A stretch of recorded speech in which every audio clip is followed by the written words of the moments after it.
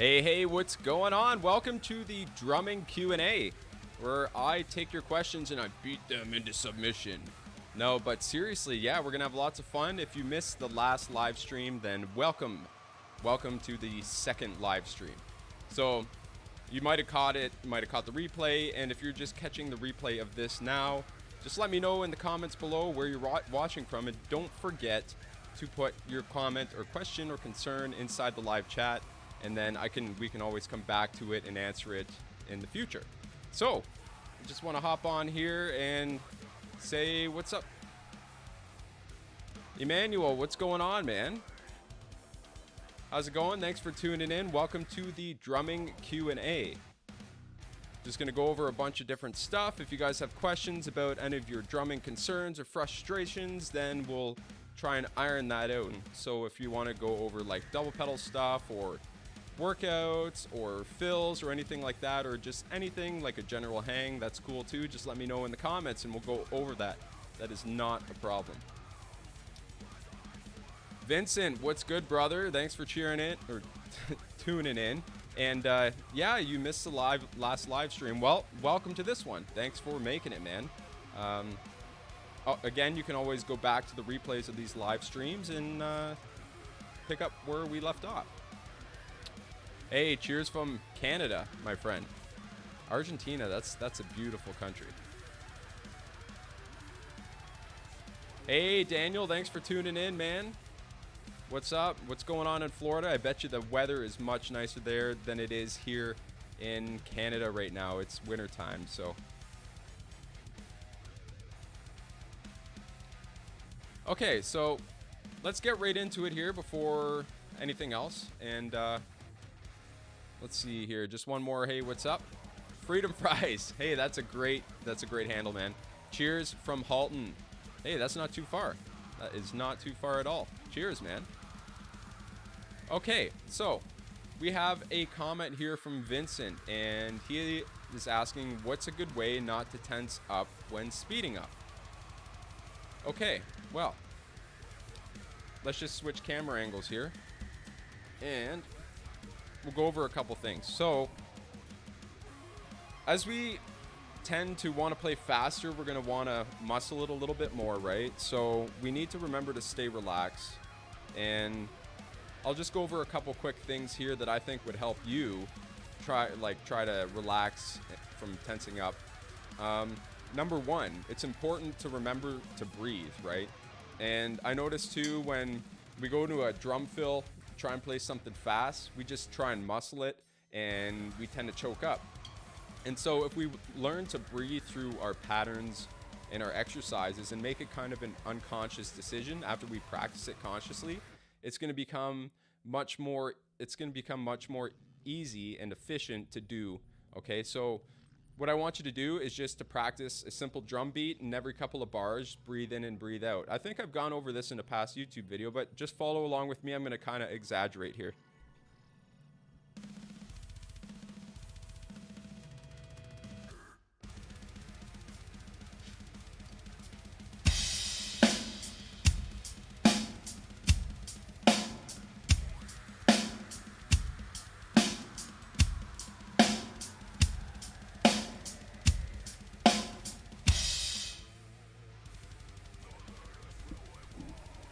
Right, so you kind of get the idea. You just want to keep breathing in and out as you play, okay? But when you start speeding up all your patterns and stuff, what you want to do is just remain relaxed. So it's going to come back down to how you're positioned on your seat. All right, so it's really important to understand, I'm trying not to lean over here, but that we stay kind of square on our seat, right? So we don't want to be super tense like this, but we kind of want our shoulders relaxed, and we want our head back a little bit. We tend to want to lean forward when we play in a drum fill, right? Because we need to try and get the sound out of the drums. But I find if you practice playing different patterns, nice and relaxed, and become more fluent with them, the more you're exposed and experienced with the patterns, the more likely it is that you're not going to tense up, because it's familiarity, right? And so again, it comes back down to how we position ourselves on the drums, and that's really going to translate from body posture into our playing, right? So obviously, other than those two things, or three things, the breathing, the sitting properly, and one more thing other than practicing things so you have them internalized, is to keep hydrated. I would suggest to drink water, especially if you're playing at live gigs. You're going to give it a heck of a lot more than you would in your practice room. So let's head back over to the chat and see if we have any more questions here.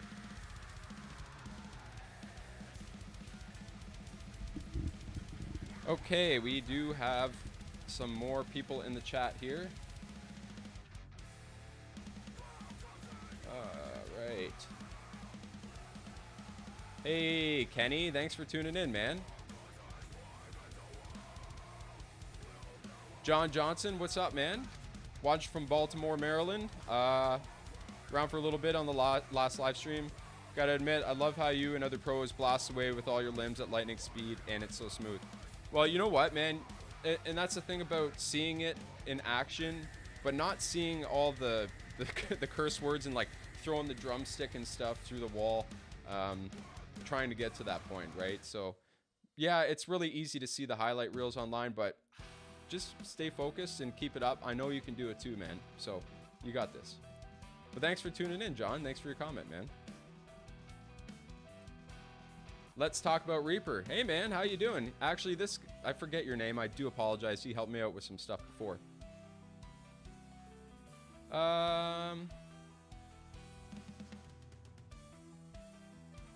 Okay, you have Pearl Demon Drive double pedals. Is it the same? I'm not quite sure what you're asking. Like, is it the same process for those pedals? Here's what I think. I don't really care about what gear is being played, right? We're going to be accustomed to our gear, and I don't want that to stop you or me from being able to translate what we have in our head onto our instrument. And so a lot of times we get caught up with gear, and it's nice having nice things, clearly, but we get caught up in all the gear and stuff, and then we just like keep chasing the dragon, so to speak, and just forget to practice. So just practice with what you have. It's the best piece of gear you can get, or can have and own, is the one you have, right? So if that answers your question, just let me know. Okay, if time allows, I'd love some tips on improving single foot doubles. I think my issue is tensing up and likely just wrong, sloppy technique. Sure, let's go over that right now if you want. Okay, let's change cameras here and go to our foot cam. All right, so his issue is tensing up and likely just wrong or sloppy technique. Now, obviously, he's aware of the situation, but we can't see it, right? So I just want to show you how I play my doubles here, and then, yeah, then we'll go from there. So normally when I play my doubles, like if you're just talking about like this, it's kind of like a sliding motion on the pedal board, okay? And it's a combination of ankle technique and kind of using the downward force and pressure from my leg and the leg stroke, okay? So if I just float here and play the ankle technique like this, I can get a hit, right? But if I also bring my leg down, drop my heel, and tap my toe at the same time, I get another hit. So it's in my best interest, if I'm looking to get doubles, to try and incorporate both those motions into one fell swoop, right? So if I drop it like this and tap, right, I'm playing off of the rebound of the kick skin, and I've got pretty tight springs, so that's something maybe you want to look into as well. But that seems to help me. And so when I'm practicing doubles,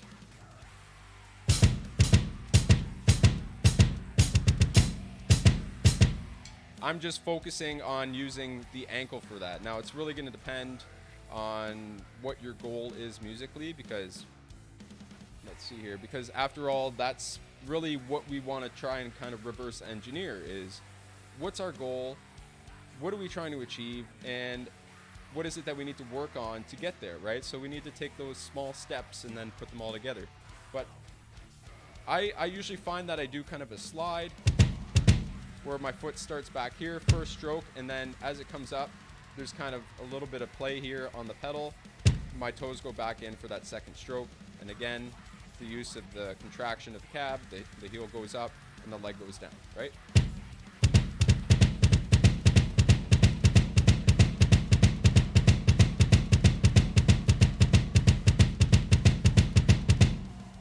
Okay, so hopefully that helps you out, man. Let's go over to another question here. What I said, chain or direct drive? Chain or direct drive, you can do it, man. I know you can do it. I see plenty, excuse me. I see plenty of cats online playing with chain. I played chain for 10 years, and actually going to direct drive threw me off. So I would try and get that idea of like, oh, what's better for me? It's just like practice with what you have, stay consistent, stay persistent, don't get discouraged, and don't over practice. Okay, a lot of guys will go and sit down for 2-3 hours at a time and try and nail something and just end up being worse off, you know. So like focused, incremental, focused practice, right? 10 to 20 minute increments, maybe 2 to 3 times a week, maybe an hour total a week, right? We don't want to take away from the fun of it either, so just keep that in mind. Hey, don't worry about your English, man. I don't have the best English either. Kenneth is actually in the heel toe course, which, by the way, I just came out with a mini course. If you haven't signed up for it, you can go to the video description and click on that. There's 2 free courses there if you're looking to improve your double pedals. I highly suggest it. It's from my paid stuff, so I'm giving it away. I want you to have it. I want you to be the best drummer you can be. And hey, Kenneth, thanks so much for your support, brother. Daniel Mercedes, working on heel toe and ankles, but my pedals are not helping anymore. They're DW3000s. Yeah, if you've had your pedals for a while, obviously it's going to be challenging. But I think once you get to the point where your pedals are like falling apart, then obviously that's a concern, right? So if they're falling apart and it's hindering your ability to play, then of course, get something that'll actually flatter your playing instead of hinder it. Okay?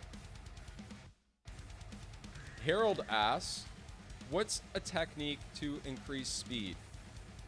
Practice.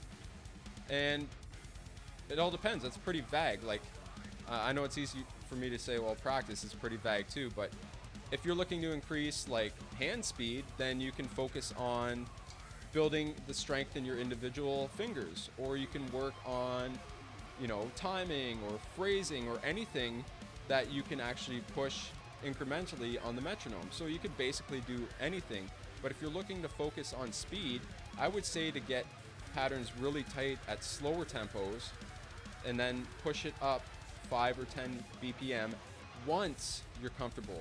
I would not go and push it if you could just play 2 bars at that speed. That is not translating over time. Playing it for 2 bars is not going to help you. All right.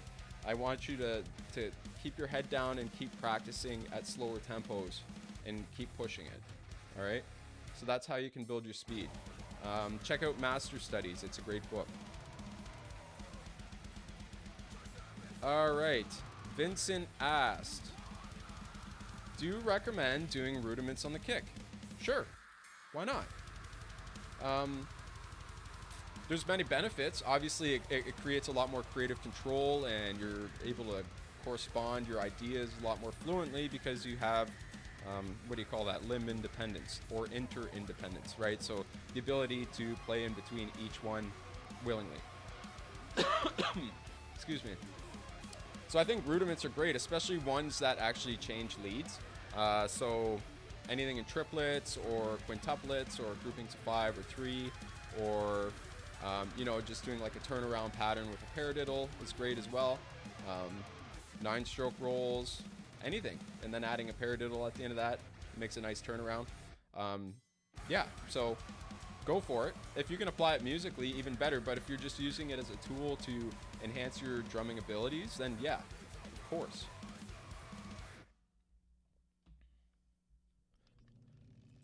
Yeah, that slide is tough.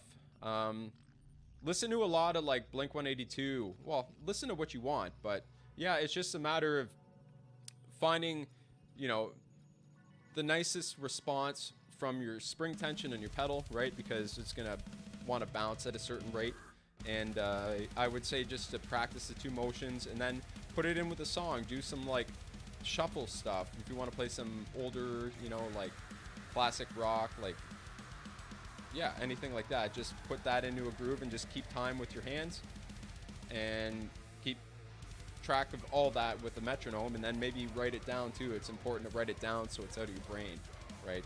So yeah, you can do it though. It's just gonna take some time. Okay, this got cut off here a little bit. 1 second.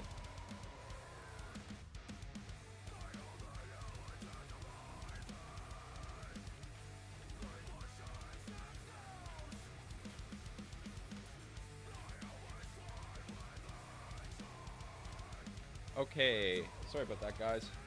Technical difficulty. Freedom Fries asks, any ideas for transitioning from singles to heel-toe doubles? Example, 120 BPM singles,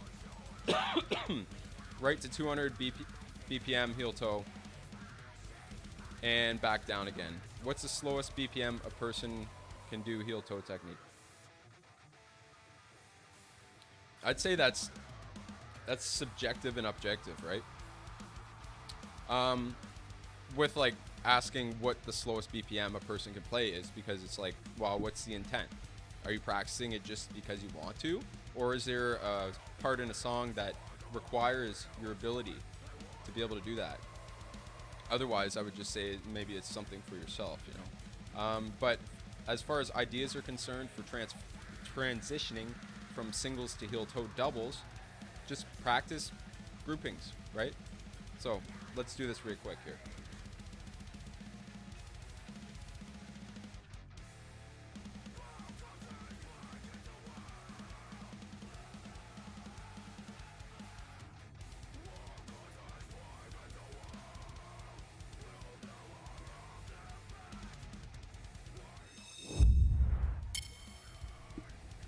Okay, you guys still here with me? All right, we're gonna go over just singles to heel-toe doubles. So something that John Longstreth of Origin showed me, because he's the one who taught me heel-toe. I am not taking full credit for a lot of my abilities. I learned that obviously from the best man to teach it. So I would just go 8th notes into double strokes, but like figure out what your slowest tempo is. I'll show you mine. Okay, after that, the rebound is really hard to catch, and because of the spring tension on my pedals, it's really hard to translate. So if I go slow, I'll show you. Right? It's like I don't have that momentum, okay? So I would go like this. And then find your heel-toe speed. Okay, so then you'll have to speed up your 8th notes.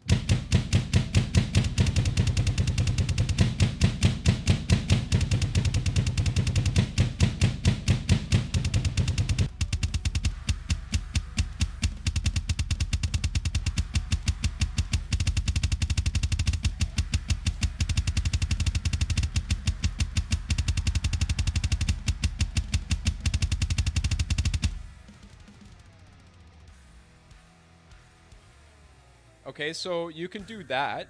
I don't know how that sounded over there because my mic was on for a little bit, but try practicing between like 8ths and 16ths and 16ths in 30 seconds, and then you can also do like triplets and 16th note triplets, sextuplets, however you want to call it, and just figure out different patterns. Be like, okay, for a couple bars, I'm going to play the 8ths or 16ths. And then for a couple bars, I'm going to do, 16ths or 30 seconds. And then you switch that up, right? You figure out what works best, and then maybe play along to complicated or more challenging songs, and then be like, ooh, that's tripping me up. And then you can kind of take those parts and be like, I want to practice this section, and this is how I'm going to practice the singles to doubles, if that makes sense, right? Because ultimately, we want to apply it to music. So how can we take inspiration from other songs that have those transitions and practice it on our own, and then have the ability to kind of pull that out of our bag of tricks when we need to, right?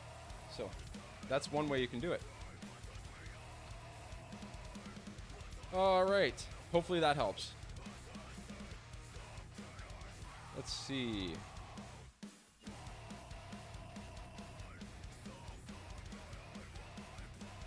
Emmanuel asks, tight or low spring tension for speed tempos? And can I use heel toe without triggers and sound clear?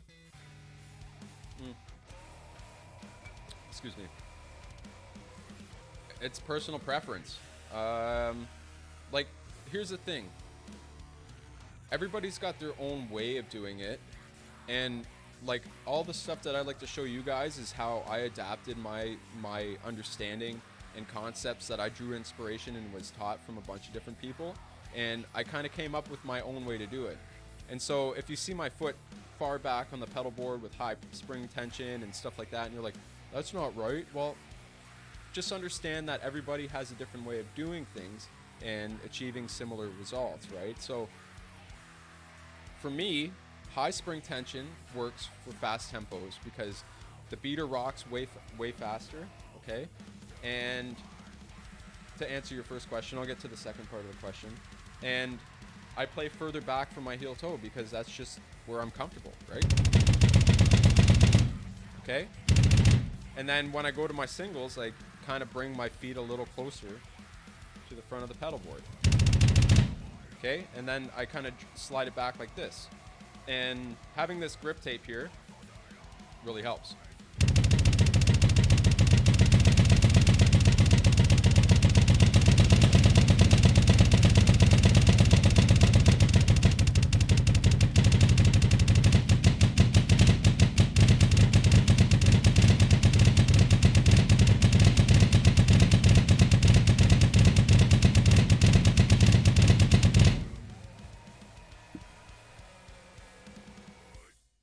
Okay, so hopefully that helps answer any of your questions. Oh, that was the first part. And can you use heel toe without triggers and sound clear? Yes, if you develop the proper motions for that. A lot of what I show how to do is based on triggering a kick drum. But in my heel toe course, heel toe technique mastery, there's actually a section on developing heel toe without the use of triggers, because as soon as you put triggers on your kick drum, I don't care what anybody says. It's people saying this are the ones who haven't used triggers, but once you put triggers on a kick drum, it's gonna bring up all of your mistakes. Like, seriously. So you can do it, and I've got it in my course, and it's totally possible. But yeah, so that's up to you how you want to apply it musically. Okay. Dark Flame, I haven't seen you around before. Thanks so much for commenting. So he asks, he or she, I would imagine. Excuse me. What's the best way to practice techniques like blast beats or double bass without access to a drum set or practice room? I would say, well, practice pad. Or you can get like practice pad for your kick, right? I know Foot Blaster makes them. You can just get like a practice pad like this guy over here. The Barney Beats. Evans one is the one I'm rocking. And just get the Foot Blaster things for your feet. Or if you don't have the resources for that, get a pillow. Or put your pedals up against the edge of a couch or something. Or, you know, you can dampen it. Believe me, if there's a will, there's a way. Which I'm basically getting at here. So, yeah. The best way to practice is to practice it on any surface, right? And it's not gonna obviously be the same as playing it on a drum set, but at least you're practicing, all right? At least you're internalizing it. At least it's conditioning you to kind of make that technique invisible in your playing, as Tommy Igoe would say. He's like, once you learn technique and you master it and you perfect it, forget about it, right? All right? So just keep that in mind.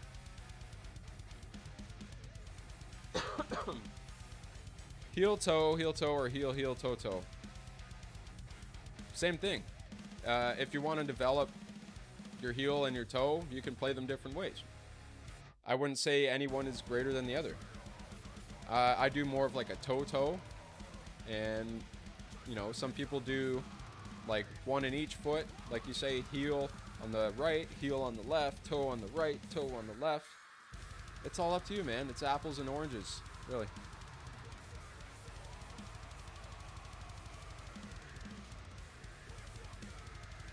Todd, my friend, what's going on? Thanks for tuning in, dude.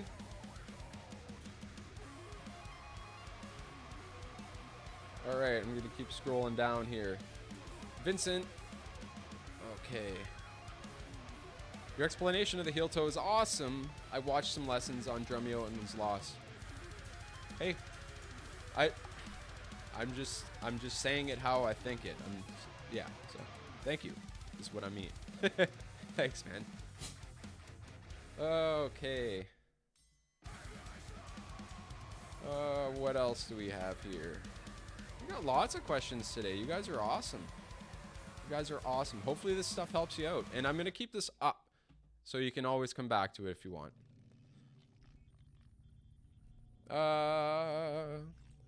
Hey, dude. You're welcome. You're welcome. Come back to this video anytime, too. Hey, Alex. What's going on, man? Alex is a sick drummer, too. He's got Instagram and stuff. And, yeah. So, if you guys are all just tuning in now, welcome, welcome, welcome. Let's talk about Reaper says, it's interesting to see your heel not actually on the foot plate. It makes me wonder if I'm doing it wrong. Well, I know it's kind of confusing because, like, there's a lot of guys who play with the heel off of it, and there's a lot of guys who play with the heel on it. And it's like, there's those subtle little nuances that we've adapted, and it's not wrong by any sense. Like, we're trying to produce a note, right? And maybe the best thing for you to do is to take video and send it over to my email. My email can be found in the description as well. If not, it's Cameron at CameronFleury.com. Just like, you'll be able to spell it out for my channel name. Just send me over a short clip of you playing, and I'll get back to you. It'll just help you that much more because I'll be able to take a look at it and see what's going on.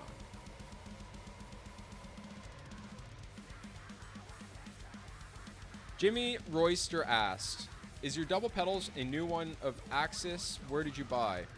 I actually bought these before I joined the artist roster.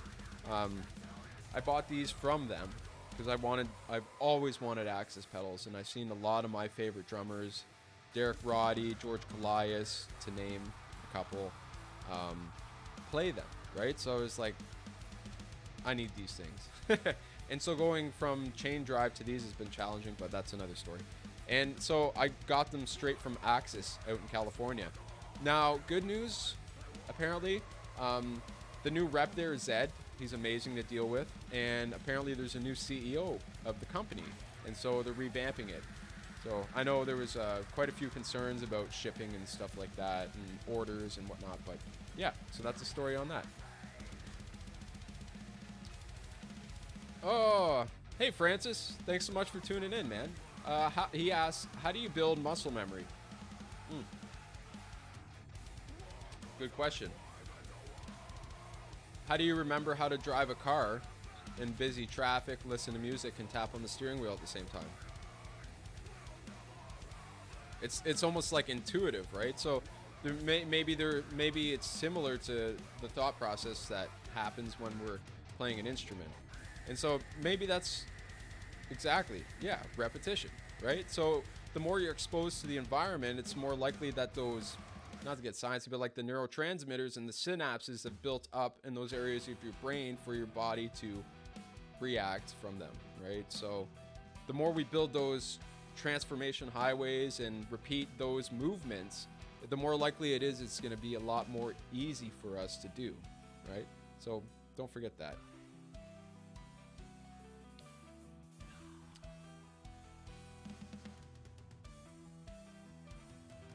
You're welcome, Dark Flame.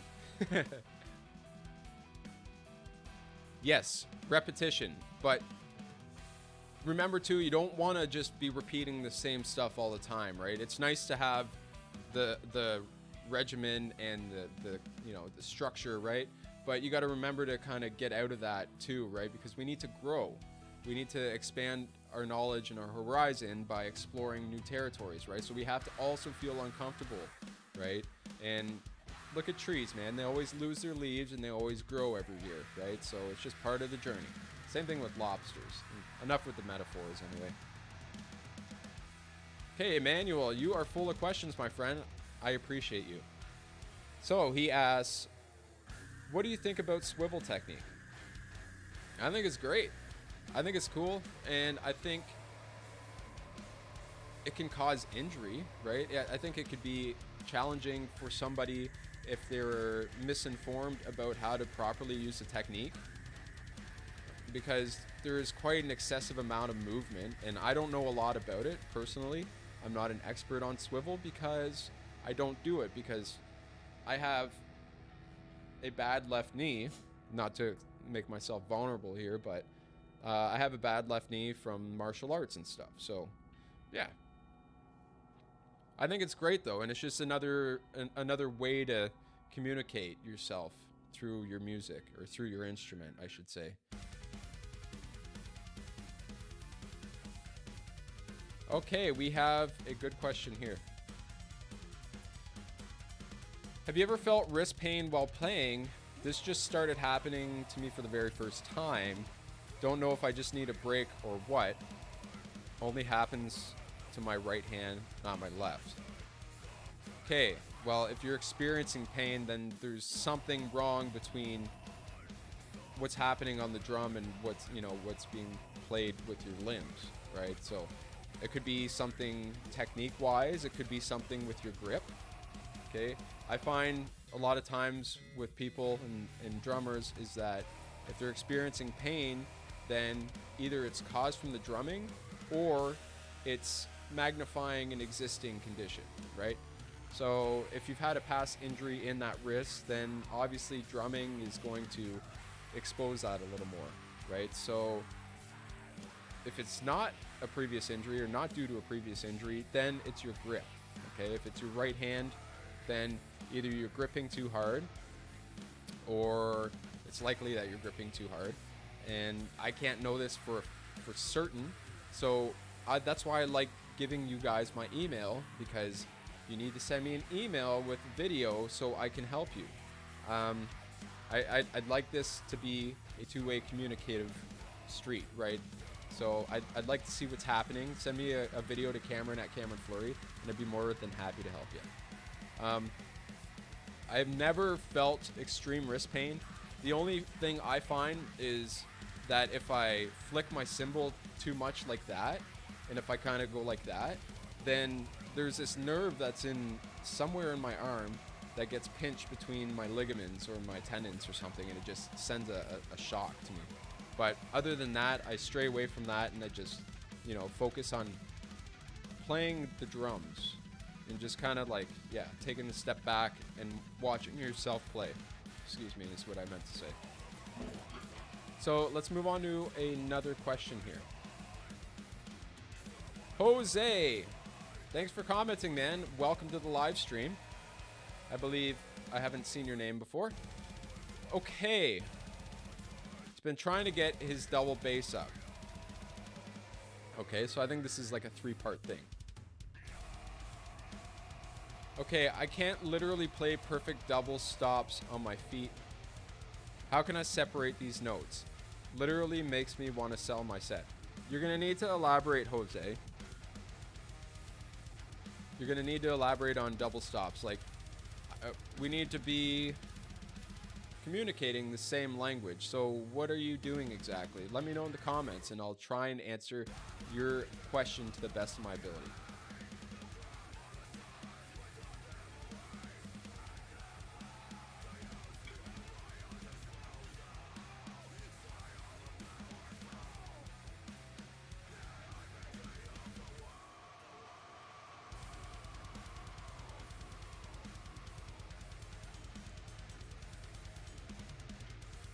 Okay, we'll move on to something else in the meantime. Francis. How much time did it take you to develop heel toe? Man, okay. Story time. I was in a touring band for a while, and I played singles on Tama Iron Cobra's chain drive, and excuse me. We were touring with a band, and the drummer's name of that band was Eric Marotti. And Eric played in this band, and he had blistering fast heel toe. He showed me how he did it, and I could not figure it out for the life of me. This was going back like 12, 13 years ago. Okay, you might know Eric now. He plays in a band called Suffocation. Okay, and so I gave up after a while because I was watching all these guys do heel toe in person, and I'm like, I can't get it. And then so fast forward, I took a break from music and stuff, and then I came back and started doing all this YouTube stuff and whatnot. And then I got the bug again, like in the last few years, to really learn heel toe. So I reached out to John Longstreth of Origin and did one quick lesson with him, and then just practiced it on my own. And that was it. After that and up till now, it's like trying to get it better and better, right? Because it's just a thing that drummers do, is just try and get things as good as possible. And so that took me about 2 years from like that aha moment to having the consistency I'm having now. And it's not perfect. I'm not saying I'm like a guru, but I'm saying that's what I learned, and it took me about 2 years. So hopefully that helps. Don't give up. I did give up, but then I came back, and then now I'm here again. So yeah. Hopefully that helps, Francis. You're welcome. You're very welcome. He always wondered if it was his grip. He's right-handed, and that always seems like his better hand, of course. It's your lead hand. And so he's shocked he's gripping too tight with his right and not left. Well, I'm making assumptions, right? I haven't seen it. So if you want to get this sorted, send me an email, all right? And then we'll talk more about this, okay?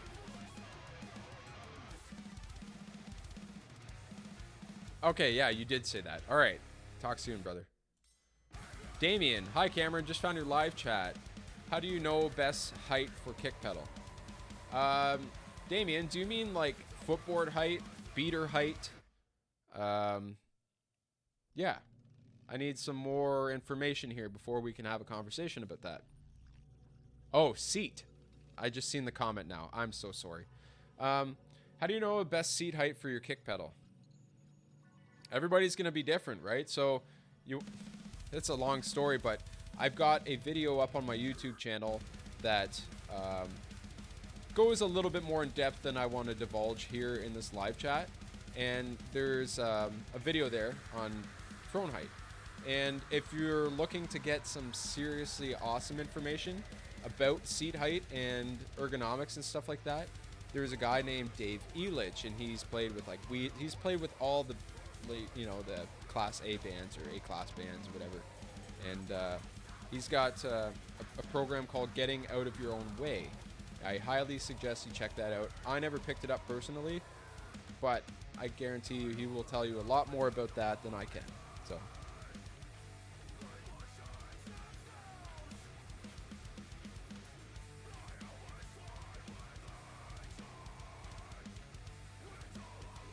double stops. Well, yeah, just like double stops, right?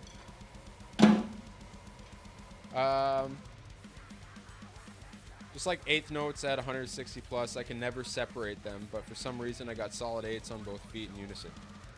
Yeah, it's because you need to work on your foot control. It's the same thing with your hands, right? And you know that from probably like from marching. So go to the description in this video, and there's literally a free mini course for double bass drum and control, okay? And there's like 15 different exercises in there, and I want you to start with that, okay? Go do that right now. All right.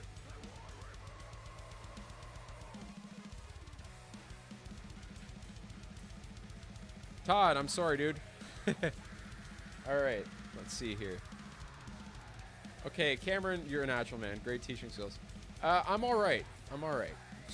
We're all learning, right? So, are longboard pedals better for executing doubles? I have 9,000 pedals, not longboard. Size 12 shoe, too. Does foot size matter? There's going to be a lot of variables that do matter, but I think what matters most is that you take the ideas and the concepts and you work on them and you figure out what works best for you, right? Because it's easy to say, like, I've got like a size 10 or size 11 shoe. It's easy for me to say, oh yeah, just do this on your pedal board, but we all need to understand that everybody has different setups, right? So I just want you to take the information that I learned and that I know and then try and apply it to your drum set. And if that doesn't work for you, then again, send me an email and we can go over what it is, because there might be one small thing that I noticed that maybe you didn't notice, and that might be the thing that just friggin' makes it work for you, okay? So don't overthink it. I want to help you. I know there's a lot of variables and I don't know everything, but I do know what I know and I'd love to help you. So send me an email.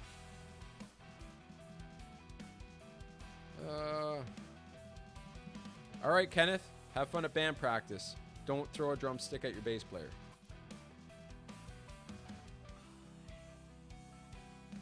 All right.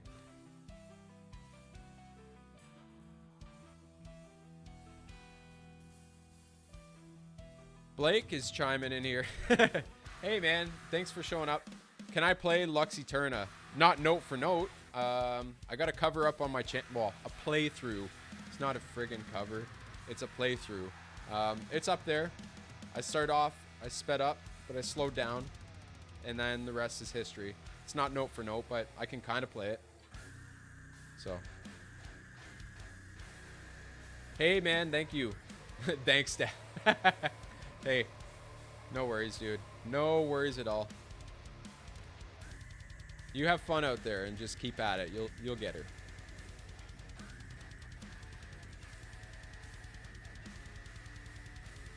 What exercise would you recommend for speed on your hands?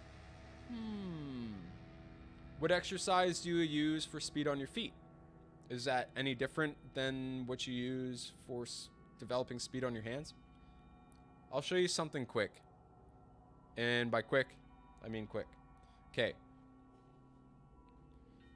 We need to have strength in all of our fingers. We need to keep all of our fingers on the stick, usually. The reason and the intent for that is so that we have more control, right? We have more stick surface to play. And so when we practice for speed, we need extra help. Why don't we strengthen all of our fingers so that we have the most amount of control with our hands? Okay, so one way to do that is follow me here.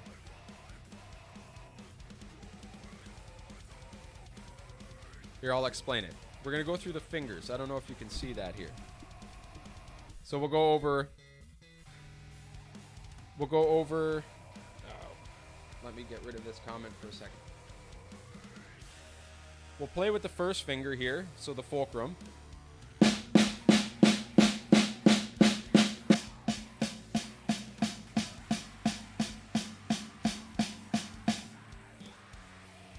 Okay, and you're just pushing with these two, and this is our starting position. And then you want to go to your middle finger while keeping the fulcrum on, okay?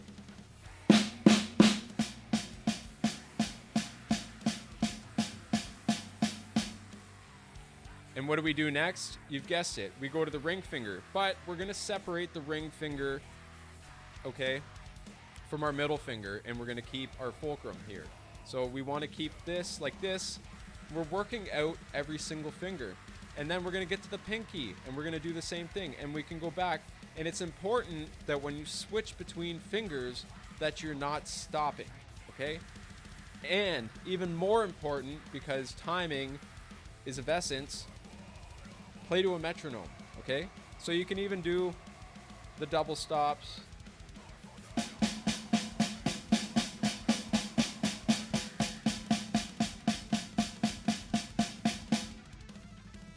Okay, so that's really going to help with the French grip, right? And then you also want to practice the German grip, which is basically like palm down, right? And you don't want a death grip on it. You want it nice and loose, okay? But not so loose that your stick is going to fly out and hit a kit. So that's one quick way to build speed.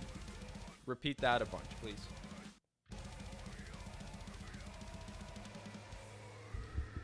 All right.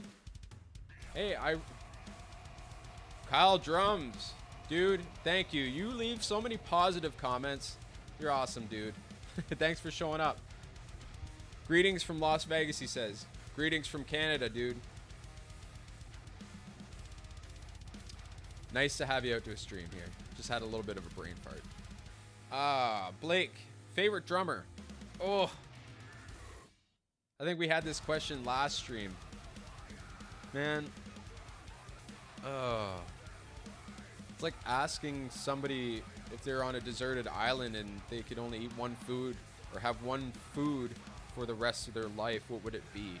You know, because you kind of need the ingredients from all of it to kind of make up something that you really enjoy. But man, it's a combination. Like, obviously Neil Peart, rest in peace. It was his 3rd year that he's been gone yesterday. And yeah, so I really looked up to Neil, got to see him live. And Mike Portnoy, another favorite of mine. Oh man, there's so many. Like Bill Bruford, Dave Weckl, Keith Moon, just all the greats, you name it. They all have something we can inspire ourselves from. They've all got their own language, right? So it's like, it's really important that way. But I can't put my finger on one specific drummer. So hopefully that satisfies your question and your need for an answer.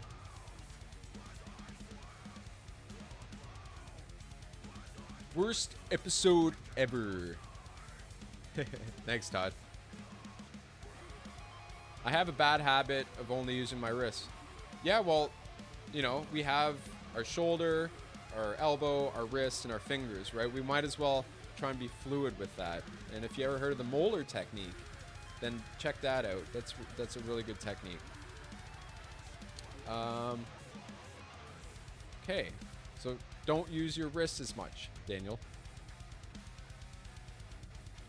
Vincent asks, have you ever used marching sticks to strengthen your hands due to being bigger and heavier? Yeah, in fact, actually, just hang tight. There's my water.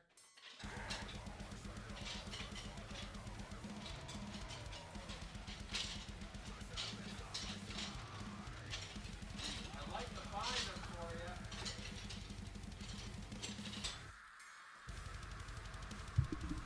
Okay, I can't see. Whoops, excuse me. I can't seem to find them, but the company that I've been playing for the last like decade now make these parade sticks or marching sticks, and they're great.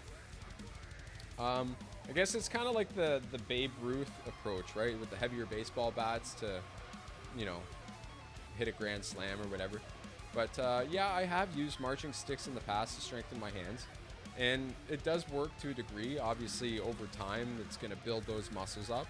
But I just find that just playing and practicing with the sticks that I normally use is equally, you know, is just as good. I just dropped down to like these 55 ABs, which is a cross between a 5A and a 5B, and it's great too. You know, different strokes for different folks, right? So,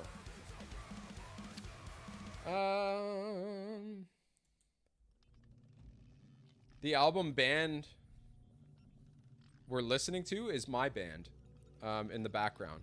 So, yeah. All right, guys, we have maybe another 10 minutes. So if there's any other questions that you guys needed to ask, then let's try and get them in before the next 10 minutes because, yeah, the stream will be over. But thankfully, you can always come back to this and replay it. So if you have any questions, just let me know.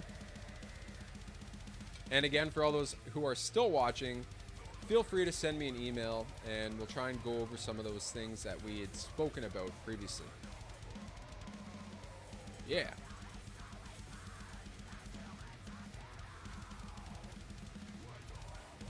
I'm just going to play drums here for a minute. If we have any more questions.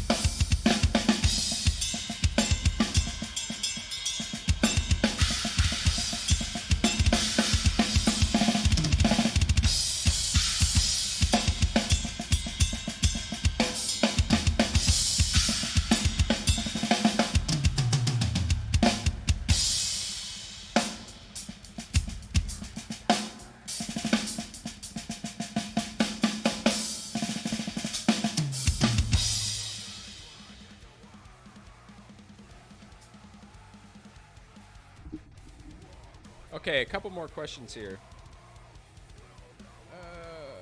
Let's see.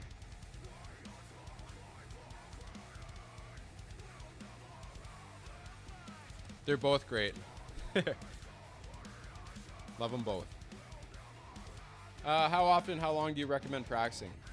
Focus on your stuff for 10 to 20 minutes at a time, and don't go crazy, right? Don't go hours and hours, but I'd say 10 to 20 minutes on the stuff you want to really dial in, and then maybe end it off with a jam and just kind of like, you know, give yourself that pleasure of playing drums. We got to keep it fun, right? So yeah. Best way to bring weaker hand up to par with right. I would say just to do like left-handed lead stuff or patterns that alternate, like.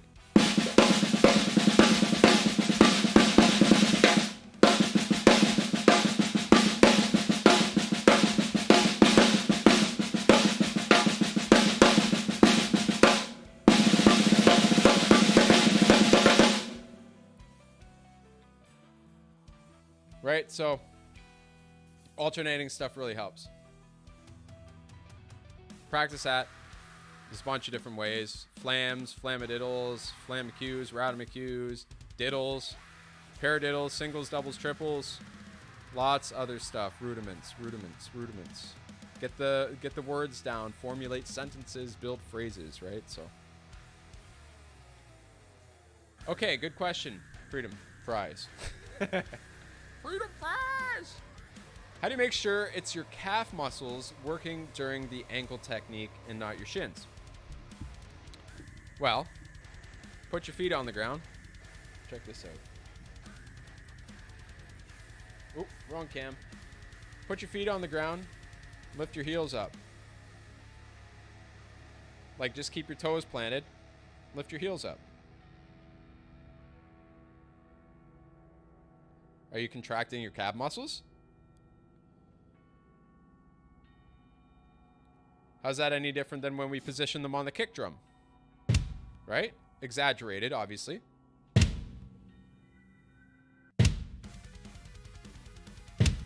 Same thing with your left. Exaggerated, obviously. Right? And then when we go to contract like this, you can exaggerate it, obviously, or I can exaggerate it for demonstration purposes, but, right? You see how they kind of drop down into playing position?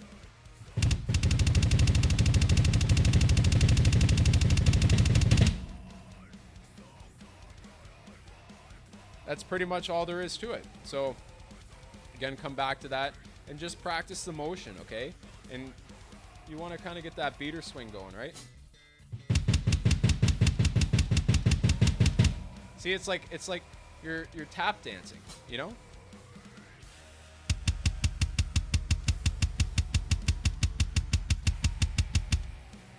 You want to get that beater swinging back nice and far, okay?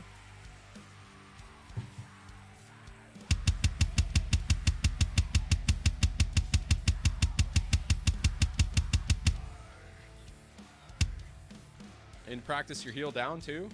Okay, and that'll ensure that you're understanding what motion is being asked of the calf muscle, right? So you can practice your heel down as well, feather the bass drum, and that's going to require you to keep your heel in place or contract it a little bit to get that motion. Okay, so hopefully that helps, Mr. Freedom Prize. Oh, wrong cam. Okay.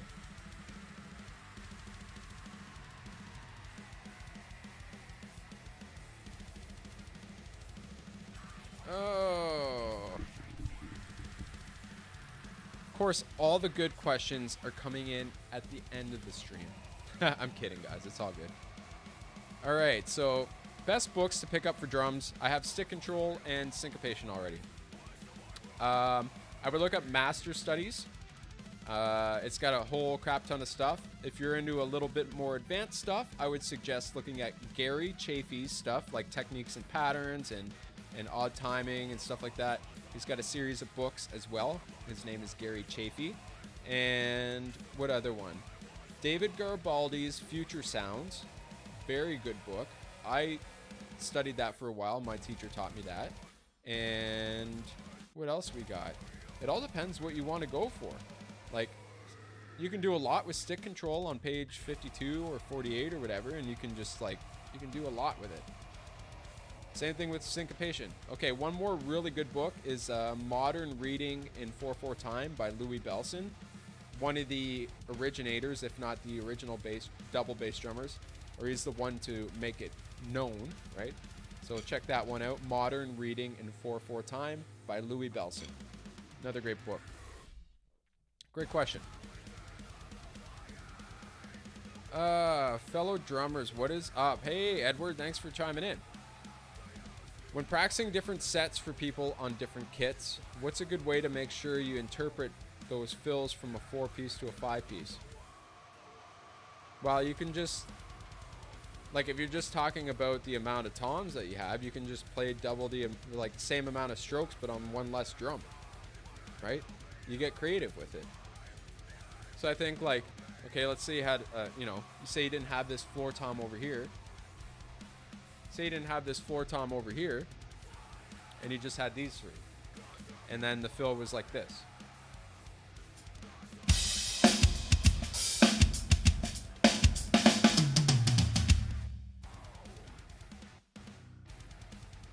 How would you do it on a drum set that has more? Well, easy. You don't even need to play the other drum. But if we had a bigger drum set and we had more notes, then that's fine. But if we had a smaller drum set and more notes, then I would just double down on the floor tom or add in a couple extra notes in the sticking, right? Without losing or overplaying, right? Without losing the feel for the song and the music. Like, do not throw the band off because you want to throw in extra notes. Just try and make it work, or discuss it with the band to be like, hey, there's less drums here, or there's, you know, not enough drums here that I'm required of to play the music. So this is what I want to do in place. And then you communicate that with them, because then at least it's an open conversation and they're not surprised when you go do it live that it's just like, oh, what the, right? So hopefully that helps.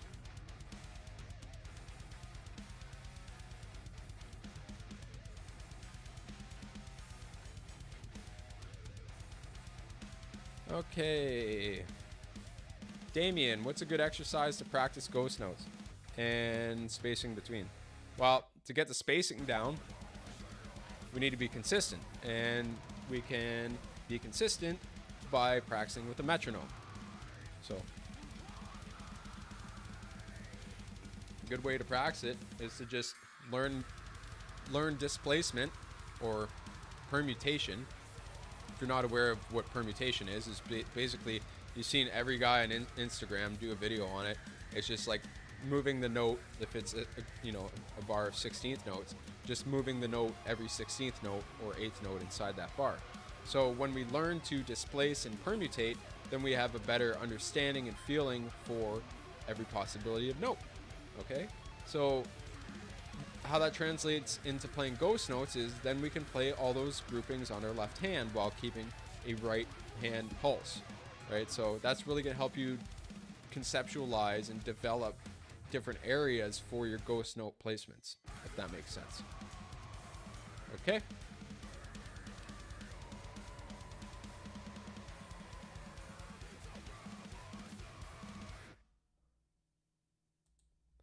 You only get you only get 2 days a week because your girlfriend and your 4-year-old. So you literally play till you cramp. Time to kick him out. Yeah, good luck with that one. You probably won't have a drum set either after that. But I feel you, man. Hey, Edward. Awesome, man. You're very welcome, my friend. You're very welcome. Hey, Dexter Dex. That's a mouthful. I'm planning to buy an intermediate drum set, $1,000 to $1,800. Any suggestion, birch or maple? Thanks. That all depends. I love maple. I love the sound of maple. If you're playing metal, maple is great. And that's really up to you, man. Like, there's so many options. That's the thing. And like, excuse me, I'm also a Mapex artist. and so I can push that onto you all day, but it's your money. So I want you to explore your options, right? There's so much information online about what drum sets you can play. $1,000, $1,800 will get you a really nice drum set. So that's up to you, man. I can suggest you Mapex stuff till I'm like blue in the face, but that is entirely up to you again. So I'm sorry I couldn't directly answer it. You're gonna have to find what works best for you because there's so many options, right? So.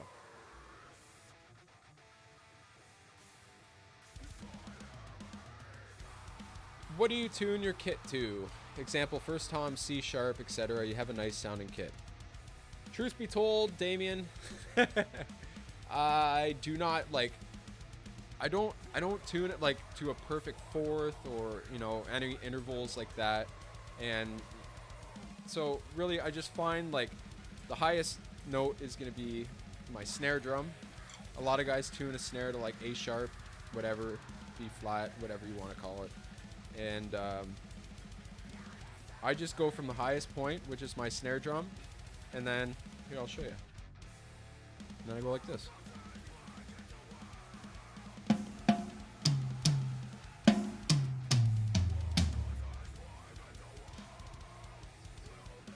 It's gonna kind of follow after that, and then how I get the reso and the batter skin. Because they're gonna vibrate like this, right? In unison, ideally. Sometimes the sustain, like you want more sustain, so you're gonna tighten up that bottom skin. So it's gonna vibrate a little quicker if you want to get nerdy. But I usually go highest here, and then go like that. And I just, there's a way like here comes the bride, and that's like the perfect fourth interval, right? So you can tune it that way, and that usually works really well in all musical applications, is the perfect fourth. So hopefully that gives you a little bit of insight.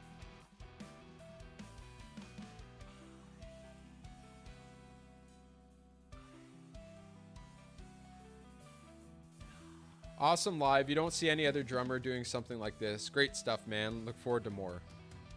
Oh, dude, you don't have to give me money. I just want to help people, so I thank you so much, dude. I'm gonna have to say that's yeah, thank you. If you guys want some more stuff to work on, then just go to the description in this video and it's free. So yeah, there's a couple mini courses in there. It's mostly double bass stuff, but yeah. So one more question here, and then I'm gonna have to sign off for tonight, my friends. So hey man, just curious, what kind of heads are you using? I'm using Williams drum heads, and man, the style you play, I feel like it would be something for you to check out. I love them. Edward, I've got a relationship with Evans drum heads, but yeah, no, I've never heard of them before. I'll have to check them out. But yeah, so if there's any other questions, feel free to post them. If not, I'm going to be signing off, and I'll keep this up so you can watch